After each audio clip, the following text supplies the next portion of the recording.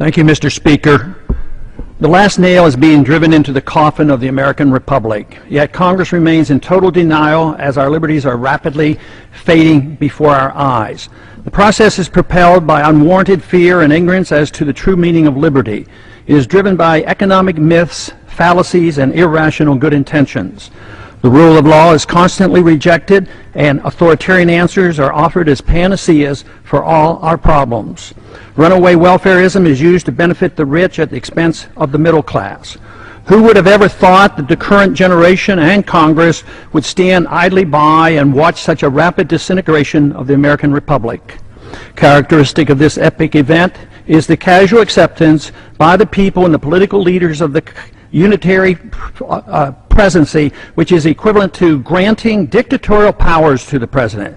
Our presidents can now, on their own, order assassinations, including American citizens, operate secret military tribunals, engage in torture, enforce indefinite imprisonments without due process, order searches and seizures without proper warrants, gutting the Fourth Amendment, ignore the 60-day rule for reporting to the Congress the nature of any military operation as required by the War Power Resolution, continue the Patriot Act abuses without oversight, wage war at will, treat all Americans as suspected terrorists at airports with TSA groping and nude X-raying. And the Federal Reserve accommodates by counterfeiting the funds needed and not paid for by taxation and borrowing, permitting runaway spending, endless debt, and special interest bailouts. And all of this is not enough. The abuses and usurpations of the war power are soon to be codified in the National Defense Authorization Act, now rapidly moving its way through Congress. Instead of repealing the 2001 authorization for the use of military force, as we should, now that bin Laden is dead and gone, Congress is planning to massively increase the war power of the president. Though an opportunity presents itself to end the wars in Iraq, Afghanistan, and Pakistan, Congress, with bipartisan support, obsesses on how to expand the unconstitutional war power of the president he already holds. The current proposal would allow a president to pursue war anytime, any place, for any reason, without congressional approval. Many believe this would even permit military activity against American suspects here at home. The proposed authority does not reference the 9/11 attacks. It would be expanded to include the Taliban and associated forces, a dangerously vague and expansive definition of our potential enemies.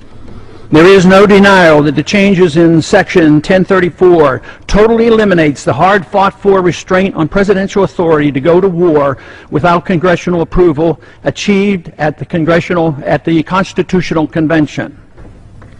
Congress's war authority has been severely undermined since World War II, beginning with the advent of the Korean War, which was fought solely under a UN resolution.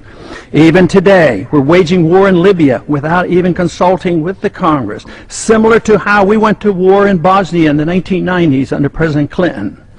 The three major reasons for our constitutional conventions were to guarantee free trade and travel among the states, make gold and silver legal tender, and abolish paper money, and strictly limit the executive branch's authority to pursue war without congressional approval.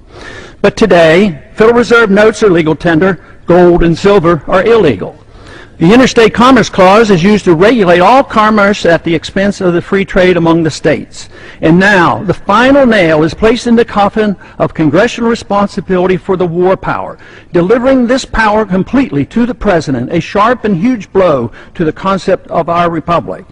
In my view, it appears that the fate of the American Republic is now sealed, unless these recent trends are quickly reversed. The saddest part of this tragedy is that all these horrible changes are being done in the name of patriotism and protecting freedom. They are justified by good intentions while believing the sacrifice of liberty is required for our safety. Nothing could be further from the truth.